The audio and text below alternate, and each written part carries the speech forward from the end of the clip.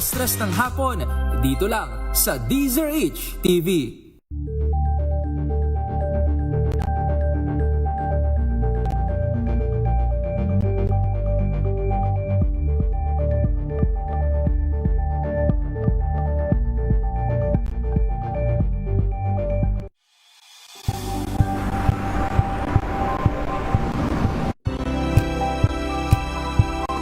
Kauna-unahan sa Pilipinas. Manila Broadcasting Company. DZRH, a proud member of MBC Media Group.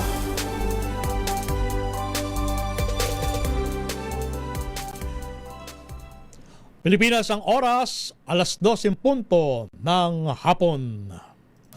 Walang patid na balita, walang tigil na impormasyon at tuloy-tuloy na reports kasama ang buong puwersa ng DZRH sa buong Pilipinas. Mula Luzon, Visayas at Mindanao, lahat ng malalaking balita, maiinit at viral. Hagip ng pinakamalawak na newscast sa buong Pilipinas. Rapido, hataw, balita. Rapido, hataw, balita. Kasama sina Ray Sibayan at Romel Fuertes. Rapido, hataw, balita. Mga malalaking balita, hataw na.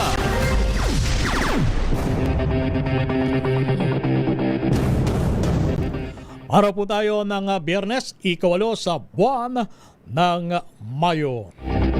Magandang hapon Luzon, Visayas at Mindanao. Welcome sa inyo palatuntunan ng Rapido Hataw Balita. Ito ang inyong lingkod, si Romel Fuertes. At narito ang ating headlines. Presyo ng diesel, kerosene bababa pero gasolina posibleng tumaas. Pangulong Marcos itinulak ang mas matibay na koordinasyon sa supply ng enerhiya at pagpapalawak ng alternatibong sources. Pagbabalik sa 60 milyong pisong pondo na kinuha sa PhilHealth, ikinagalak ng mga senador. Samantala naman, pag-alma daw po ng China sa pagkaputok ng US-Japan missile sa Pilipinas, binuweltahan ni Secretary Teodoro. Gambling tycoon Atong Ang namataan sa Cavite noong Abril ayon kay Secretary Remulla. Samantala, PGMN host CJ Hero itinanggi ang money extortion kay dating House Speaker Romualdez. Delivery boy patay sa pananaksak sa barangay councilor sa Iloilo City. Yan ang ating headlines at narito na ang detalye ng iba pang mga balita. Good news sa mga motorista, may nakambang rollback sa ilang klase ng petroleum products sa susunod na linggo. Batay sa 4 na araw na kalakalan sa world market, posibleng bumaba ng 9 piso kada litro ang diesel habang 12 pesos naman sa kerosene. Pero may halong bad news. Saan? Dahil posibleng magtuloy-tuloy ang taas presyo sa gasolina. Nabatay sa pagtaya ay nasa piso at 60 sentimos hanggang piso at 70 sentimos kada litro. Bumaba ang presyo ng langis sa world market nito mga nakalipas na araw dahil sa ulat na deal o kasunduan ng US at Iran para sa tuluyang pigil putukan. Samantala, tinataya namang umabot daw po sa 45 degrees Celsius ang heat index dyan po sa may Apari, Cagayan ngayong pong araw na ito ng Biyernes. Ayon po sa pag-asa, 11 iba pang lugar ang pasok daw po sa danger na heat index. Ang mga sumusunod ang Dagupan City, Pangasinan, sa Ilocos Norte, maging sa Tuguegarity, Cagayan. Ang heat index daw po ay nasa 44 degrees Celsius. Tinataya naman na 43 degrees Celsius naman ang heat index sa Sinait, Ilocos Sur, sa Lawag City, Ilocos Norte, San Jose Occidental, Mindoro, sa Cuyo, Palawan at maging sa Borongan, Samar.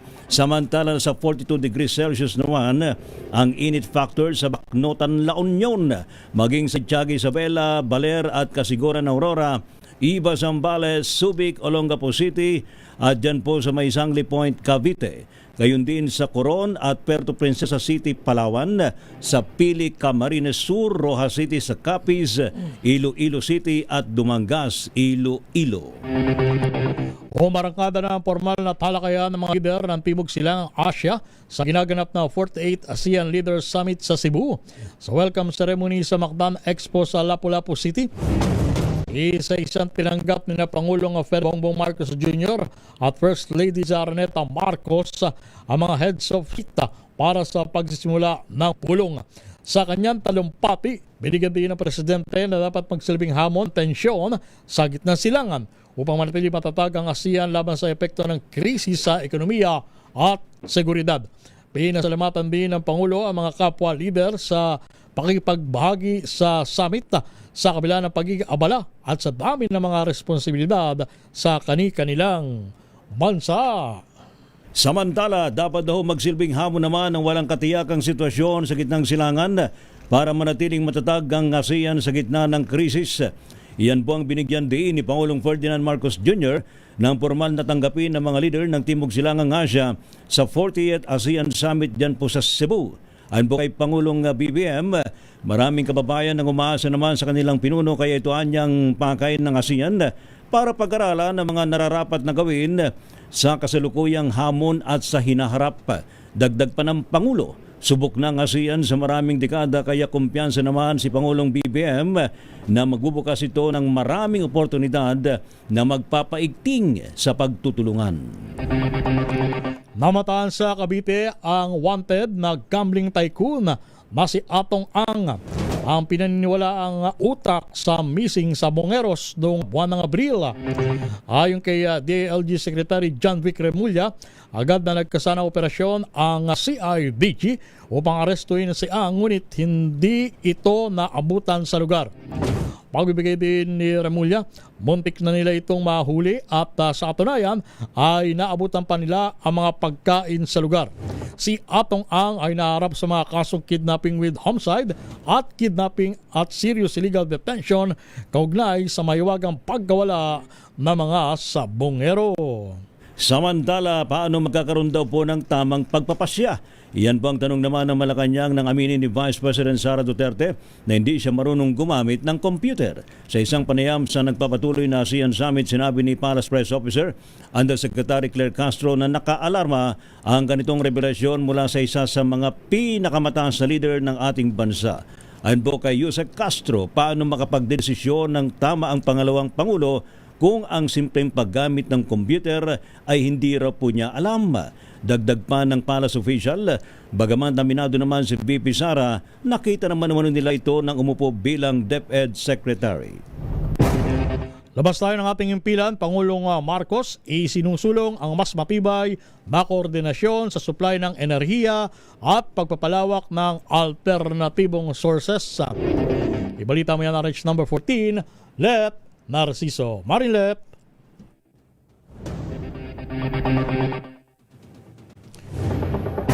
Dito muna tayo sa Senado, pagbabalik sa 60 milyong pisong pondo na kinuha sa PhilHealth, ikinagalak ng mga senador. Ibalita mo yan, RH number 28, paring Raymond Paas. Paring Raymond. Paring Romel, masaya ang mga senador at tuluyan nang naibalik ang 60 milyong pisong pondo ng PhilHealth na kinuha ng pamahalaang nasyonal. Ayon kay Senador Loren Legarda, sa simula't simula pa lamang ay hindi dapat kinuha ang pondo ng PhilHealth. Sabi ni Legarda, hindi ito sobrang pondo na maaaring gamitin sa iba, kundi ito ay para sa dagdag na kailangan ng mga ospital, pagod ng mga health workers at ang mga pasyente ay napipilitang bumunot sa sariling bulsa para may panggastos sa ospital. Nauna nang inihain ni Legarda ang Senate Bill 1662 upang usisayin ang ginawang pagkuha ng pondo ng PhilHealth at ng Philippine Deposit Insurance Corporation o PDIC. Para kay Senador Debbie Hers, ito isang welcome development ito tungo sa minimiti ng ating mga kababayan na katarungan dahil ang pondo ng kalusugan ay para lang sa healthcare services. Hamon ni Hers ito sa PhilHealth ay lalo pa nilang palawakin ang kanilang coverage, magkaroon ng mas mataas na PhilHealth participation sa mga hospital bills upang tunay na maramdaman ng mga Pilipino ang tulong ng gobyerno sa tuwing sila ay mao-hospital o mga ngailangan. Para naman kay Senador Pia Cayetano, ang pagbabalik sa pondo ng PhilHealth, panalo para sa kalusugan at para sa sambayan ng Pilipino. Sabi ni Cayetano, panalo ito ng bawat Pilipinong umaasa sa PhilHealth para sa kanyang gamot at pagpapa-ospital. Ito si RH28, Raymond Advance para sa DCRH, una sa Pilipinas, una sa Pilipinas. Thank you. Salamat na kay Raymond. Samantala naman, update mula sa Malacanang, Pangulong Ferdinand Marcos Jr. Itinulak daw po ang mas matibay na koordinasyon sa supply ng enerhiya at pagpapalawak na alternatibong sources. Ating alamin sa report ni RH14, Let Narciso Mislet. Tinalakay ni Pangulong Ferdinand Marcos Jr. ang epekto ng krisis sa Middle East at Southeast Asia. Sa pagbubukas ng plenary session, sinabi ng Pangulo na aapektuhan ng tensyon ang presyo ng langis, pagkain at iba pang pangunahing bilihin, pati na rin ang seguridad at kabuhayan ng mga mamamayan sa rehiyon. Kasabay nito inilatag ni Pangulong Marcos ang tatlong prioridad na dapat tutukan ng ASEAN, kabilang ang energy security, food security at proteksyon sa ASEAN nationals. Sa usapin ng enerhiya, itinulak ng Presidente ang mas matibay na koordinasyon sa supply at ang pagpapalawak ng alternative at renewable energy sources para mabawasan ang epekto ng external shock sa ekonomiya. Sa food security naman, sinabi ng Pangulo na kailangang palakasin ang intra-ASEAN trade at protektahan ang supply chain gitna ng abala sa pandaigdigang transport routes na nakaapekto sa presyo ng pagkain at abono. Binigyan din niya ang pangangailangan ng mas mabilis na consular coordination para matiyak ang kaligtasan ng ASEAN nationals na apektado ng kaguluhan sa Middle East. Muli ring isinulong ng Pilipinas ang panukalang pagtatatag ng ASEAN Maritime Center sa bansa para sa mas pinaigting na maritime cooperation sa rehiyon. Sa huli, sinabi ni Pangulong Marcos na ang tunay na lakas ng ASEAN ay nakasalalay hindi sa uniformity ng bawat bansa, kundi sa pagkakaisa o unity ng rehiyon sa panahon ng krisis at uncertainty. Narito ang bahagi ng opening remarks ni Pangulong Marcos. It is a stark reminder that in an increasingly uncertain world, we call for our collective action, and it has never been more urgent. So we must continue to uphold the principles of ASEAN centrality and solidarity and pursue practical cooperation. Si Pangulong Bongbong Marcos. Ito sila Narciso para sa DZRH. Una sa Pilipinas, una sa Pilipino. Samantala naman sa ating pa rin po mga balita, update mula naman kay Edniel Parosa. Pagalma daw po ng China sa pagpaputok ng US-Japan missile sa Pilipinas, binuweltahan ni Defense Secretary Gibo Teodoro. Ating alamin sa report ni RH52, Edniel Parosa. Edniel. Walang pakialam ang China sa paggamit ng Pilipinas sa mga missile system na ibang bansa, partikular na mga kaalyadong Amerika at Japan. Yan ang puwelta ni Defense Secretary Gibo Teodoro sa babala ng Chinese Foreign Ministry na baka pagsiklaban ng regional tension itong pagdadala ng Tomahawk at Type 88 missile systems dito sa bansa. Sa panayam dito sa Cap Aguinaldo, ngayong tinapos na itong Balikatan 2026, inulit ni Teodoro ang matagal ng panat sa Beijing na mas dapat umanong putukan ang kanilang sariling pakuran. Hindi raw maaaring diktahan ng kahit sino man kung paano magpapalakas ng depensa ng isang nasyon, tulad na lamang nitong pagsasagawa ng Philippines-US War Range. Sagot ito ng kalihim sa warning ni Chinese Foreign Ministry spokesman Lin Jian sa live firing ng surface-to-air missile ng Japan sa Ilocos Norte. Bago ito, o surface-to-sea ship missile ng Japan sa Ilocos Norte. Bago ito sinubukan sa una ring pagkakataon ng Typhoon medium range capability ng US wala sa Tacloban City patungo sa isang target na nasa Laor, Nueva Ecija. Pakinggan natin ang kalihim. Number one, hindi ako believe. Number two, wala silang pakialam ko. Alright. I mean, anong pakialam nila? Pakialaman nila sarili nilang bakuran. Pakialam sa din ng pakialam yung kanilang sariling bakuran, lalo na yung panunugin sa kanilang mga kababayan na nila tinitingilan. Ito, distraction din sa mga kababayan nila, sa mga problema nila. Kinapos na nga ang 41st iteration ng Balikatan Drills, tampok ang unang direktang partisipasyon ng Japan Self-Defense Force. Samantala, target ng Armed Forces of the Philippines ang palawaking fight and communication network sa susunod na Balikatan, kasama ang US, Japan at Australia. Ako si Edniel Parosa, Razor H. Una sa Pilipinas, una sa Pilipino. NBI isinusulong na pulisan ang social media laban sa fake journalists. Ibalita mo yung RH number 15, Giselle Ricafort. Giselle. Tinutulak-lakay ng National Group Investigation na pulisan ng social media laban sa mga pati journalist o media news outlet. Kasunod ito ng pag-aresto kay Peanut Gallery Media Network, founder at CEO Franco Mabanta at 4 na iba pa kaugnay ng di umano 350 milyon piso extortion kay dating House Chair Martin Romualdez. Ayon kay NBI Director Atty. Melvin Matibag, tinatrabaho na nila yung draft bill upang ma-regulate o magkaroon ng rules and regulations sa social media ngayon. Iaapila raw ito ng Bureau sa Kongreso upang makapagpasa ng batas sa lalong madaling panahon. Idiniin ni Matibag na sangkaterba ngayon yung mga nagpapanggap ng media kahit wala namang background doon nga sa journalism. Iginiit niyang hindi pagsasa publiko kundi malaking payout lamang ang target ng grupo ni Mabanta sa paggawa ng umanay 70 minutong video expose na nagpapatunay di umano ng korupsyon na nag-uugnay kay dating Speaker Romualdez. Pakinggan natin. Actually, the biggest takeaway of this case, setting aside all the noise and all the political issues na sinasabi, ang lesson natin siguro dito is mapulis natin yung social media na posting to be as news outfit, parang yung conventional media natin, kayo, you are guided by KBP. Pag may ginawang kalokohan, pwedeng magsuspindi, magpatong ng suspension. So probably, we will push a legislation to that effect to regulate, not to curtail, but to regulate or to give some rules and regulation kung ano yung behavior. Kasi ang dami ngayon na wala namang background ng journalism, hindi nagana ng journalism, mas media na. Very unfair to you na mga nag-aral talaga. Samantala, dumating na lakay si Atty. Bernice Piñon Rodriguez, ang abogado ni PGMN founder Mabanta at 4 na iba pa, ito sa detention facility ng National Youth Investigation sa Muntinlupa City. Hindi pa niya kinukumpirma kung nagpiyansa na yung kampo o kung may release order na mula sa Regional Trial Court. Halos 2 oras na siyang nasa loob ng detention facility habang yung media naman naghihintay dito sa labas sa pangako niyang update doon sa kaso ng kanyang mga kliyente. Ito si Giselle Ricafort para sa Deezer, itsura sa Pilipinas, uno sa Pilipino. Thank you, Miss Giselle Ricafort. Rapido, hataw, balita. Standby pa rin po sa iba pang mga balita mga kaibigan sa Rapido Hataw Balita. Pilipinas ang oras, ganap na pong 17 minutes makalipas ang 2:00 ng hapon.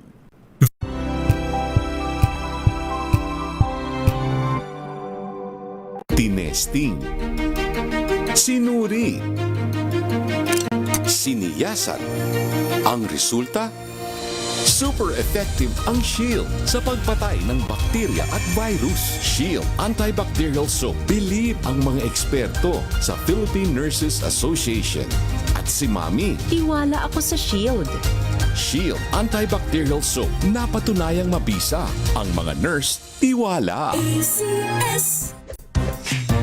Tanggaling-galing mo. Smart dishwashing paste ko. Pritong ulam na masebo. Plato ng kaldero.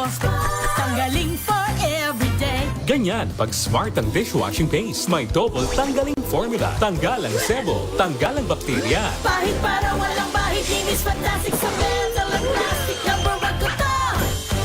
Tanggaling-galing mo. Smart dishwashing paste. ACS. MX3, dito ko bilib.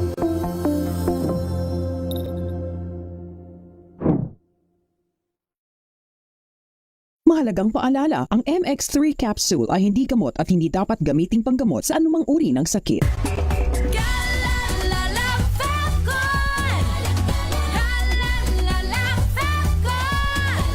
Ang bango ng sampayan, tara na magsayawan! Calefabcon, amoy nakaka-joyful! Sa lahat ng bagay, simula pa lang, siguraduhing max protection na. Kasi pag kulang ang proteksyon, baka madaling masira. Sa ngipin, dapat may max protection din. Max Alaga ng Unique Toothpaste. With Max Protect Formula. Help stop cavities before they start. While keeping breath fresh. Try Unique Maximum Fluoride Protection. Para Max Alaga, Max Protektado. ACS.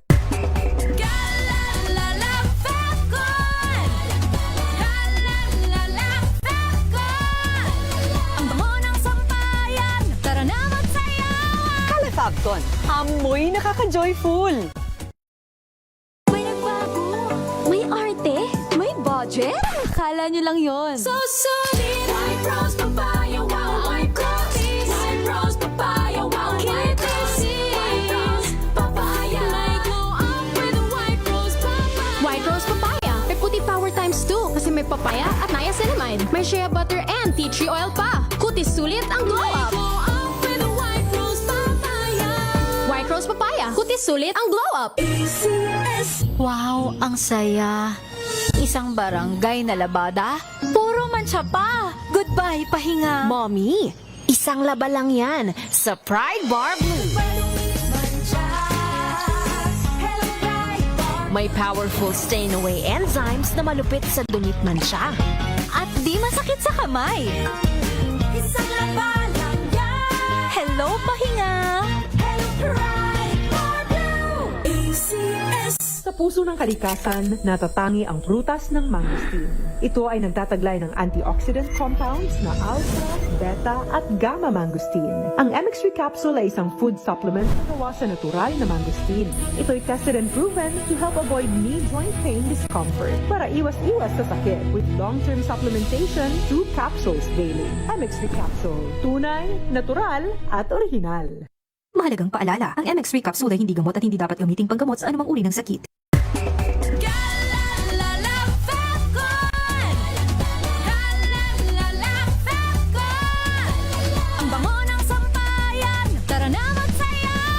Calefabcon, amoy nakaka-joyful.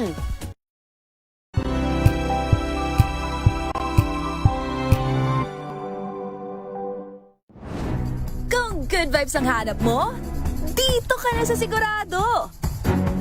Mula sa mga istoryang nagbibigay ng inspirasyon hanggang sa mga kwentong may dalang solusyon. Mga balitang pampagaan, pakiramdam at pampaganda ng araw. Hindi lang ba sa good news, kundi the better news. Mula Lunes hanggang Biyernes, 1:00 ng tanghali sa DZRH TV.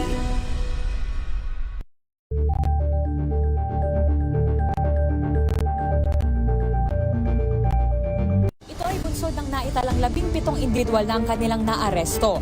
Metro Manila Development Authority o MMDA ang No Contact Apprehension Policy o NCAP sa Metro Manila. Sa ang ilang mga dokumento ay peke.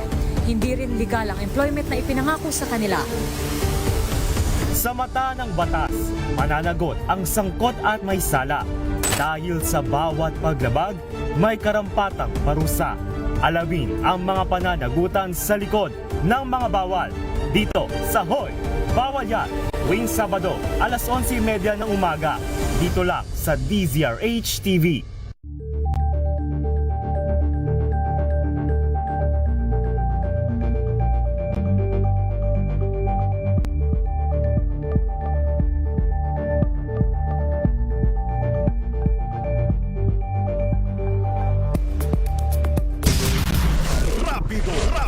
Rapido, hataw, balita.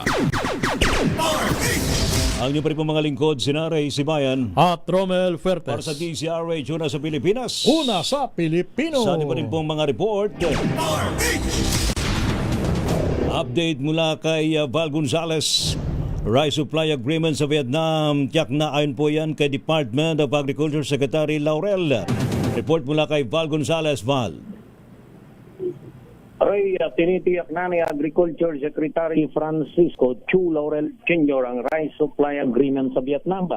Ito ayon sa kalihim ay bahagi ng pagpapatibay sa mga long-term trade framework sa mga trading partners ng bansa para sa supply ng bigas at iba pang mga agricultural commodities. Ayon sa DA, nangyari ang pagbalangkas sa kasunduan sa pamamagitan ng high-level talks ni Secretary Laurel at Pangulong Ferdinand Bongbong Marcos Jr. kay Vietnamese Prime Minister Lay Minh-Hung sa sidelines ng ASEAN Summit sa Cebu.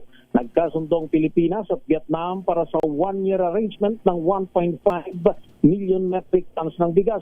Sabi ng kalihim, sakaling may sa pinalang kasunduan ay inaasang may deliver ang unang sigwada ng imported na bigas sa Vietnam sa Abril 2027. Ako si Val Gonzales, DZRH, una sa Pilipinas, una sa Pilipino.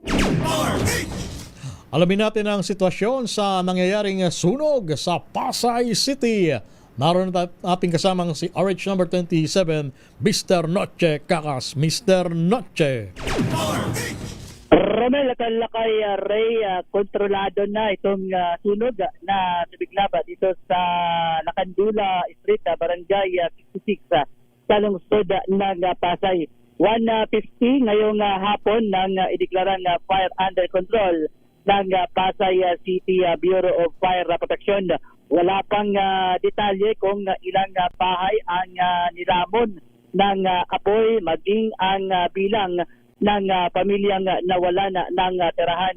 Ganun din yung halaga ng napinsala ng apoy. At binabanggit dito kay Ray at Romel na isa galing kay alias Bobby. Nagsimula yung apoy na sinasabi na umihilang CR, then pagbalik na tumba daw yung kandila na ngayon ay iniimbestigahan pa ng Pasay City Bureau of Fire Protection. Yung mga bahay dito, may mga light materials, habang yung sinasabi na pinagamulan ng apoy ay yung kay Alias Bobby ay informal settlers na kay Ray at Romel. Mabot sa second alarm ang sunog na ngayon ay sinisikap pa na maapula dahil yung ilang mga katabing bahay ay mabuti na lamang merong nakatulong yung malaking gusali dito na bahay, mailang palapag, kaya nasangga yung lakas ng hangin, hindi nakatawid dito sa ilang mga bahay.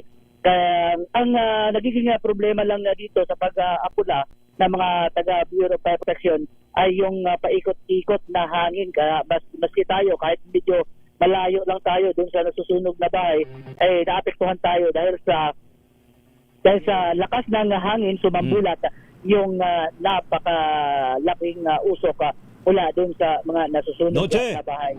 Yes, may nasaktan ba? Meron ba nasaktan? Wala pang reported dahil sa ngayon ay ina-assess pa ng taga Bureau of Fire Protection. Pero batay dito sa ating mga nakausap na mga residente, nakalabas naman daw lahat yung mga nakatira. At good thing dahil sinasabi ay wala rin naman daw na sugatan dito sa fire incident. Thank you. Yan ang ating update. RH27 na nagtikakas sa DCRH, una sa Pilipinas. Una sa Pilipinas. Thank you. Salamat, Noche Kakas. Ordinansa naman para sa libre. Gusto natin libre. Libreng entrance examination sa University of Caloocan. Pinirman na raw po ng Caloocan LGU. Report mula kay RH23, Edwin Duque. Edwin. Tama lang kay Ray, siniyak di Caloocan Vera Local Activities at Istrina at sa examination sa Caloocan University. Ito niya yung pang mas marami pang pang-pano at mati ko na pagkataon na makapag-aaral at makapag-aglos na pananilitin na personal dito sa Universidad. Sinabi ko na bilagdan nito ang ordinance number 2009 S-2026. Nalayong gawing libre na rin ang examination. Palagaan niya ay pagkaresidente ng puso ng Caloocan, ano man ang trato o ang pamumuhay. O kaya naman ay permanente empleyado ng lokal na pamalalusot at kanilang mga listening anak. Hanggang 2 pagkakataon na kay Ray na pagkalooban ng mga estudyante para sa liquid transportation. Pinasalamatan din ang agad sa Dunay Panglusot sa pagbibigay ng prioridad sa nasabing ordinansa. Kaya yung mga alaman, sabi mahirap o wala, pwede na mag-entrance examination at kung pumasa sila at makakuha doon sa yung tamang bahayan, automatikong libre na sila makapag-aral sa mga kurso. Na ngayon, meron na rin College of Medicine, College of Law at Criminology at marami pang iba. Aros 4-3 ito kinagulat sa TCRH, una sa Pilipinas, una sa Pilipinas.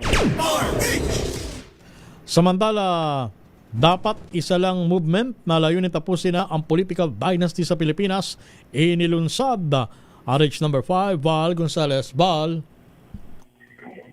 Romel, panahon na raw para tuldukan ang pamamayagpag ng iilang ang politikong pamilya na humahawak sa iba't ibang pwesto sa bansa.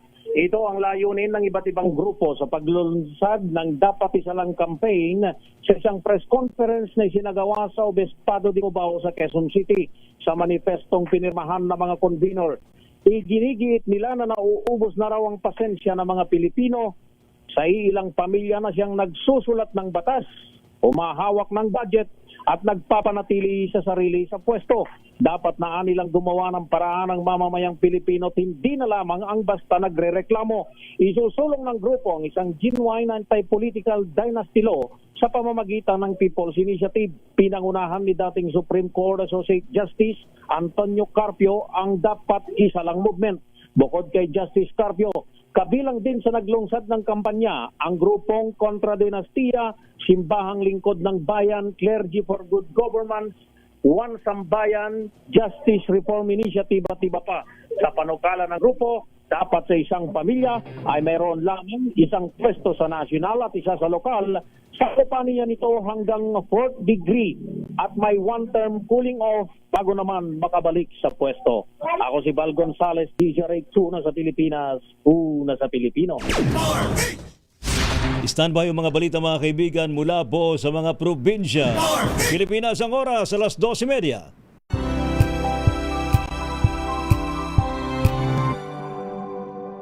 Hello, Washi! Laundry day na naman! Yay! Anong meron? Mancha ng chocolate, putik, may libag pa! Kaya natin yan! With Pride Washing Machine Detergent, may triple stain away formula. Tanggal ang makapit, madikit, at madupit na dumit mancha. Kaya easy-easy ang labada. Mula noon hanggang ngayon! All you need is pride. All you need is pride. ACS.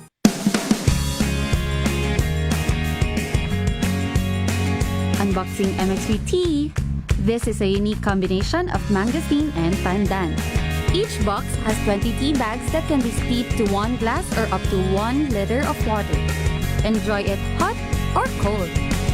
Shop at Lazada, Shopee, and in leading drugstores nationwide.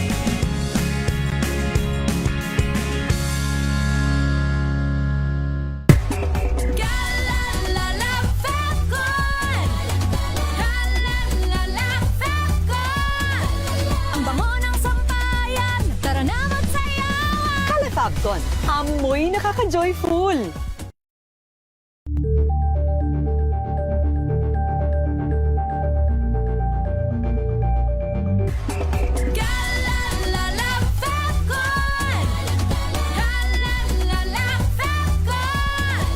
Ang bango ng sampayan, tara na magsayawan! Fabcon, amoy nakaka-joyful!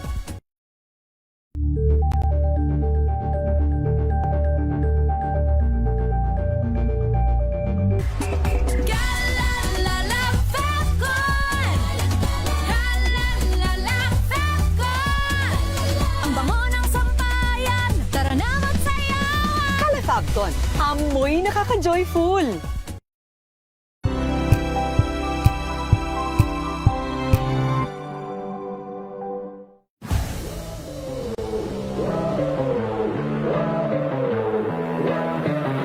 Talagang inaasahan namin na talagang matindi yung magiging labanan doon kasi kami dito sa Pilipinas, top runner kami doon. Parang participation lang kami doon, mami. Hindi ako makapaniwala, tingin nga ako ng tingin sa relo ko kasi sabi ko baka nagkaroon na ng error eh. Pero pagdangin ko doon sa arc ng Tokyo Marathon, yun talagang ma'am, na break na namin. Hi, ako si Richard Salanyo, Tokyo Marathon finisher at isa sa nakabasag sa national record sa marathon. Abangan ang aking exclusive interview sa DZRH TV Match Point. Mabuhay ang atletang Pilipino.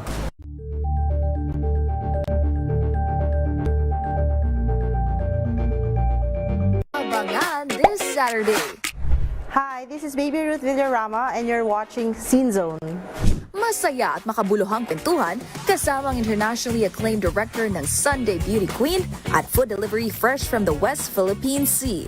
Narrative, yes, ng West Philippine Sea. Kasi ate naman talaga yun, Diyos ko Lord. God, looking back 10 years ago na pala yun, no? Isang dekada na yung Sunday Beauty Queen and I was such a very young storyteller. I've always wanted to do do a film about our sailors, our seafarers. Sorry kasi kung pangit yung stories, you can only do so much in your marketing.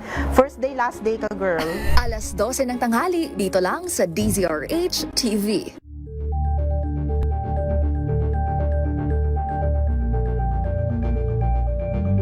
We've got you covered. From the hottest hits, exclusive interviews, kilig to the bones fan meet experience, and hataw performances of your favorite stars. Saturdays, 12 noon, dito lang sa DZRH TV.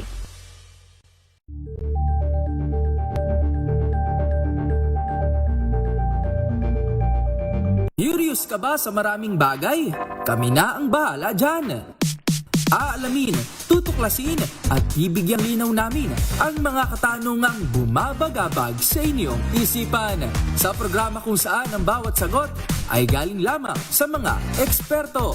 Ang Expert's Opinion, tuwing linggo alas 3 ng hapon, dito lang sa DZRH TV.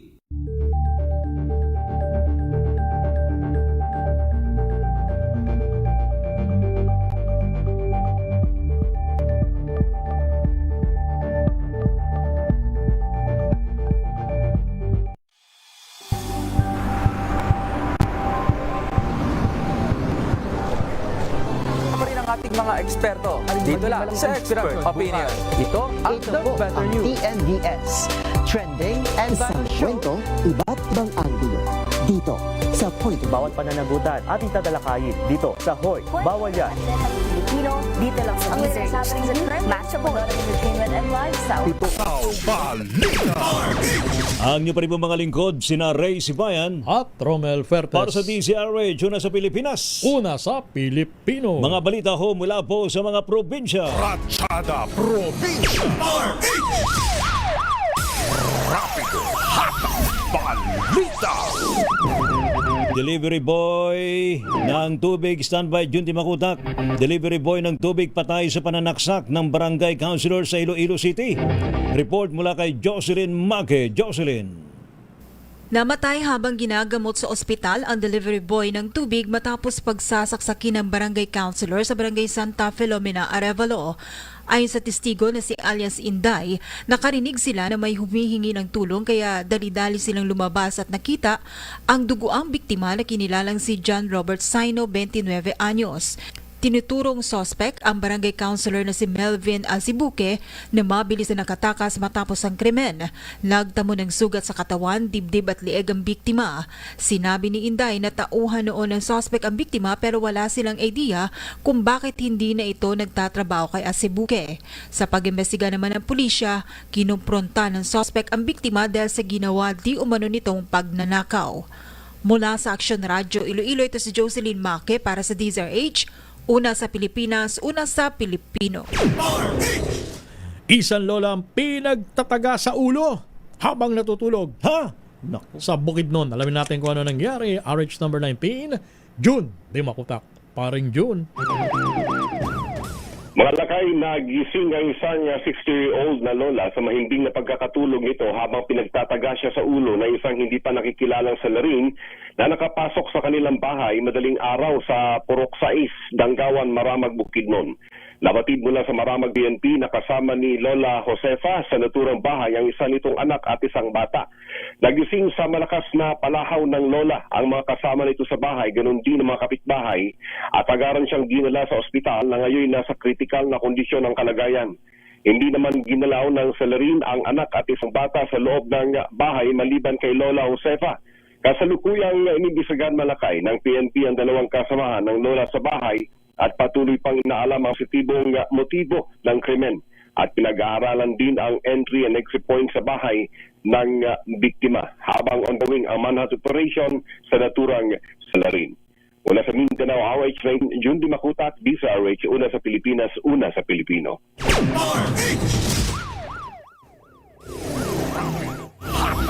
Maraming salamat, June. Samantala naman, motor cab sumalpok sa motorsiklo sa Allen, Northern Samar. 3 ang sugatan. Report mula kay Jane Bantayan. Jane. Bumaliktad ang isang motor cup na aksidenteng sumalpok sa isang motorsiklong magpaparsana sa gilid ng kalsada ng Kinagitman Alley Northern Samar. Nawala ng kontrol ang nasabing motor cup at bumaliktad ito mismo sa National Highway. Sugatan ang dalawang driver at isang angkas ng motorsiklo nang tumilapon dahil sa lakas ng impact. Ang dalawang driver ayon sa PNP, parehong residente ng Alley Northern Samar at napag-alaman na parehong walang lisensya ang dalawa at parehong walang ORCR ang kanilang mga sasakyan. Ang mga sugatan agad naman ay sinugod sa ospital ng responding rescue team. Kasalukuyan naman ang Uplan Bandilyo, pulong-pulong ng PNP sa mga motorista upang ipaalam ang mga dapat gawin nang makaiwas sa mga disgrasya sa kalsada at mahigpit na pinapaalala ng kapulisan ang pagsusuot ng helmet. Lalo't karamihan sa nasasangkot dito sa lalawigan ng Northern Samar sa mga disgrasya ay motorsiklo. Mula sa Aksyon Radyo Katarman, RH34 Jane Galit Bantayan ng DZRH. Una sa Pilipinas, una sa Pilipino. Tatlo naman ang arestado sa bypass operation sa Urdaneta City sa Pangasinan. Mahigit 40,000 pisong halaga ng shabu ang makumpiska. Freddy Fajardo. Ibalita mo yan, Freddy. Nasa kustodiya nga ng Urdaneta City Police Station ang isang 41 anyos na lalaki at 35 anyos na dalaga matapos silang masakote sa anti-drug operation. Sa ulat ni OIC Chief of Police Lieutenant Colonel Henwick Alamay, nagsagawa ng operasyon ng kanyang mga tauhan sa City Drug Enforcement Unit bandang alas 3:43 ng madaling araw kanina sa Barangay Poblasyon. Gamit ng pulis na nagpanggap na buyer ang marked money, nakabilis yung mga suspect na isang plastic sachet na naglalaman ng hinihinalang shabu na tumitimbang ng 6 na gramo at may street drug price na 40,800 pesos at agad silang inaresto. Nasamsam sa mga suspek ang marked money ginamit sa operasyon. Kasong paglabag sa Republic Act 9165 Comprehensive Dangerous Drug Act of 2002 ang kinakaharap ngayon ng dalawang akusado. Mula sa Aksyon Radyo Pangasinan, ito si Freddy Fajardo, Aristarte Taguulat para sa DZRH Una sa Pilipinas, una sa Pilipino. Rapido, hataw, balita. Samantala naman, most wanted at 4 na iba pang wanted, arestado sa Bataan. Report mula kay RH37, Danny Kumilang. Danny! Arestado ang isang most wanted person at 4 pang wanted na individual sa magkakawilay na ikinasang manhunt operation na isinagawa ng Bataan Police Provincial Office sa iba't ibang bayan ng lalawigan nitong buwan ng Mayo. Ayon kay Colonel Martes Salvadora, Provincial Director, nahuli ang mga akusado sa mga kasong paglabag sa BP bilang 22, PD 1866, RA 7610 at estapa kaugnay ng Cybercrime Prevention Act of 2012 sa Dinalupihan, Balanga City, Pilar, Samal at Orion. Patuloy namang pinaigtig na operasyon ng Bataan PNP laban sa mga wanted person bilang bahagi ito ng kampanya para sa mas ligtas at maayos na komunidad. Dani Kumilang, RH37, DZRH, una sa Pilipinas, una sa Pilipino. Rapido, hataw, balita. Pilipinas ang oras, alas 2:43 ng hapon.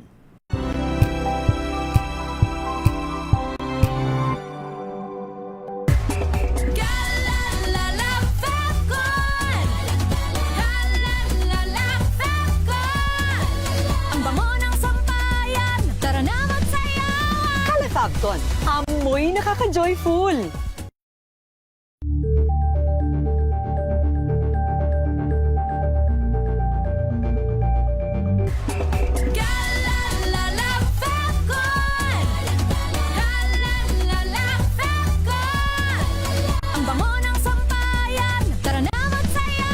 Calefacton, amoy nakaka-joyful.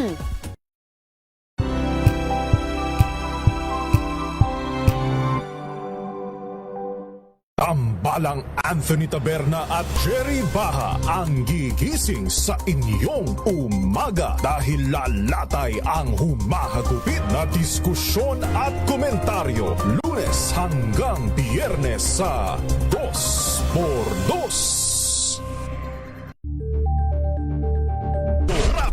Rapido, hataw, balita. Balik po tayo mga kaibigan sa Rapido Hato. Balita mula pa rin po sa mga probinsya.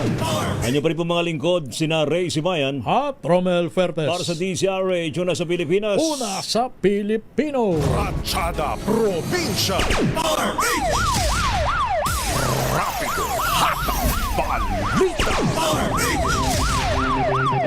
35 gramo daw po ng shabu na kumpiska sa isang high-value drug personality dyan po sa Baguio City. Report mula kay RH41, lakay Romy Gonzales. Lakay Romy.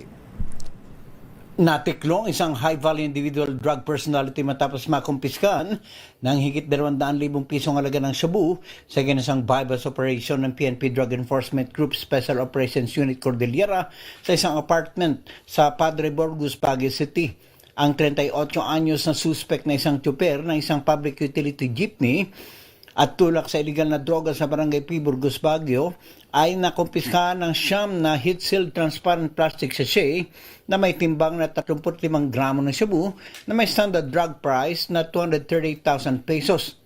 Nasamsam din ang non-drug items sa tulad ng boodle money, cellphone, plastic sachet, medicine box na pinaglagyan ng siyam na pakete ng shabu at sling bag. Ang suspect ay nasa custody ng Baguio City Police Office Station 2, samantalang ang mga nakumpiskang drug items ay itinurn over sa Legal Forensic Unit para sa qualitative at quantitative examination. Isinailalim naman sa documentation at disposisyon ng Cordillera PNP and Drug Enforcement Group ang non-drug evidences. Ito si RH41 Romy Gonzales para sa DZRH, una sa Pilipinas, una sa Pilipino. Commission on Elections, inilapit ang voter registration sa mga barangay sa Tacloban City. RH number 32, Jimmy Angay Jimmy. Magpapatuloy ang Commission on Elections kumilik sa satellite voter registration sa iba't ibang barangay sa Tacloban City upang mas mailapit ang serbisyo sa mga residente. Ayon kay Tacloban City Election Officer Atty. Ramon Dadulio, matagumpay na sinagawa noong Mayo 5 ang satellite registration sa Barangay New Kawayan kung saan maraming nagparehistro para sa barangay at sangguniang kabataan eleksyon. Layunin ng programa madagdagan ang bilang ng mga rehistradong botante sa pamamagitan ng pagdadala ng proseso ng papaparehistro mismo sa komunidad upang maging mas madali at accessible ito para sa publiko. Patuloy rin ang voter registration ng Comelec sa Tacloban Office sa Bukay habang nakatakda ang mga susunod na satellite registration sa Barangay Salvacion, Barangay 88 at Barangay San Jose hanggang ngayong araw. Mula naman Mayo at 12 hanggang 16 at 18, isasagawang registration sa Robinsons North, Tacloban. Pinalalahanan ng Comelec ang lahat ng kwalipikadong na hindi pa rehistradong botante, samantalahin ang mga schedule dahil hanggang Mayo 18 na lamang ang voter registration. Mula dito sa DYVL Action Radio Tacloban, ito si R32 Jimmy Angay para sa DZRH, una sa Pilipinas, una sa Pilipino. Thank you, Jimmy! Metro Manila ngayon. Ito na, sa pong Metro Manila ngayon. Mula kay Kyle Bulyas. Kyle. Lakay Ray Romel, nagpapatuloy ang isinasagawang rehabilitasyon sa EDSA Magallanes Flyover. Simula mamayang alas 10 ng gabi, pansamantala namang isasara sa mga motorista ang kaliwang bahagi ng southbound lane para bigyan daan ng pag-aayos rito ng DPWH. Mananatili naman bukas sa mga motorista ang kanang bahagi ng southbound lane. Ayon sa DPWH, tatagal ito hanggang sa araw ng Lunes, May 11 ng alas 5 ng umaga. Pinapayuhan ng mga motorista na sundin ang mga nakalatag na traffic sign sa lugar para sa mas maayos na daloy ng trapiko. Samantala, sa lungsod naman ng Pasay, pansamantalang isasara ang ilang kalsada sa darating na May 9 dahil ito sa gagawing Papay Run 2026. Kabilang sa mga kalsadang isasara ang liwasang ulalim sa CCP Complex, bahagi ng Soto Street at Atang Belarama Street, Talandones Street northbound at Rojas Boulevard southbound mula sa Quirino Avenue hanggang sa boundary ng Parque City. Isasara simula alas 2:30 ng madaling araw ng May 9 at bubuksan malapit ng alas 7 ng umaga. Ayuhan naman ng mga maapektuhang motorista na dumaan muna sa mga alternatibong ruta upang hindi maabad. Para naman sa ating panahon, sa forecast ng Pag-asa, pusta rin umabot hanggang sa 41 degrees Celsius ang heat index dito sa Metro Manila, ito ay malapit-lapit na sa dangerous levels. Ay nasa extreme caution category pa rin, sabihin, posibleng makaranas ng heat cramps at heat exhaustion kapag ay nagbabad ng matagal na matinding sikat ng araw. Ugnay naman ang binabantayan nating sa labas ng Philippine Area of Responsibility. Patuloy nga ang paglakas ng tropical storm na may internal name na hagupit. Habilis ito pakanluran, hilagang kanluran. Ayon sa Pag-asa, huli itong namatan sa labas ng FAR sa layong 1,460 kilometro mula yan sa kaliwa o sa silangan ng northeastern Mindanao. Taglay pa rin ito ang lakas ng hangin nga abot sa 85 kilometers per hour malapit sa sentro at bugsong umaabot hanggang sa 105 kilometers per hour. Sa kasalukuyan, patuloy itong kumikilos pakanluran sa bilis na 20 kilometers per hour. Sabi ng Pag-asa, wala pa itong direktang epekto sa panahon dito sa bansa at inaasahang bahagya itong lalakas pa at posibleng umabot sa severe tropical storm category.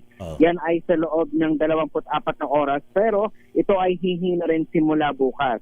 Sinabi din ng Pag-asa na posible itong pumasok sa loob ng Philippine Area of Responsibility bukas ng hapon o hanggang gabi at ito ay bibigyan ng pangalan na Kaloy. Sinabi din ng Pag-asa na oras na ito ay bahagyang lumapit na sa kalupaan, ito ay hihina na at maging tropical depression sa mga susunod na araw hanggang sa maging low pressure area na lamang pagsapit ng araw ng Miyerkules sa susunod na linggo. Yan ang latest sa Metro Manila ngayon. Ito si Kyle Bulya sa DZRH, una sa Pilipinas, una sa Pilipino. Thank you, Kyle Bulya sa iyong Metro Manila ngayon! Rapido, hataw, balita.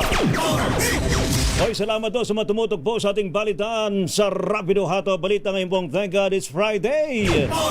Kaya yung may mga karga pa, may mga laman pa ang kanilang mga tangke ng sasakyan sa mga diesel, pwede Lalo pa. na diesel, magtipid muna. Oo, magtipid sapagkat sa susunod na linggo ay bababa ang halaga ng diesel. May rollback, 9 pesos. Wow, malaki-laki naman pala. Diyos mio. Pero ang bad news sa mga gumagamit ng gasolina, may taas. May taas. Magkano naman? Almost 2 pesos. Naku po, malaki-laki rin. Diyos mio. Tapos ang kerosene, good news pa rin kasi may rollback. May rollback din. 9 pesos din per kilogram. At least meron na kay idea, no? Yung mga bibiyahe ngayong weekend, lalo na't Mother's Day na, no? Ayaw nga pala, Happy Mother's Day sa lahat. Happy Mother's Day sa'yo, Lakay Romel. Kay commander ko. Ikaw rin, Happy Mother's Day sa Mother's Day sa aking mother. Nanay Carmen, Happy Mother's Day sa'yo. Happy Mother's Day in heaven sa nanay ko. Ayan. At saka binabati rin Happy Mother's Day itong mga nanay ng ating mga classmate, ano ha?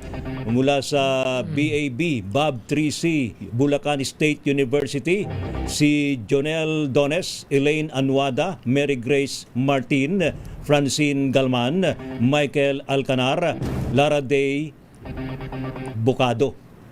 Walang para abogado.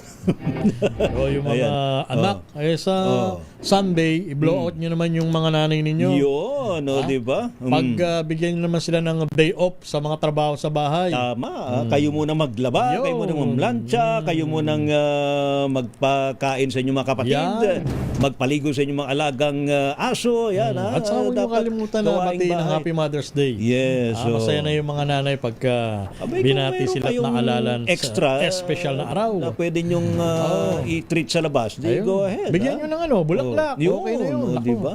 Malaking bagay na yan sa mga nanay. Ayan. Rapido, hataw, balita. Salamat sa buong person ng DZRH News Team. Thank you, Miss Elaine. Thank you, Jeric. At sa ating pa rin mga nakagapay mga kaibigan sa Rapido Hataw Balita. Anyo pa rin po mga lingkod, sina Ray Simayan. At Romel Ferdes. Para sa DZRH, una sa Pilipinas. Una sa Pilipino. Pilipinas ang oras, 7 minutes. Bago sumapit ang alas 3 ng hapon.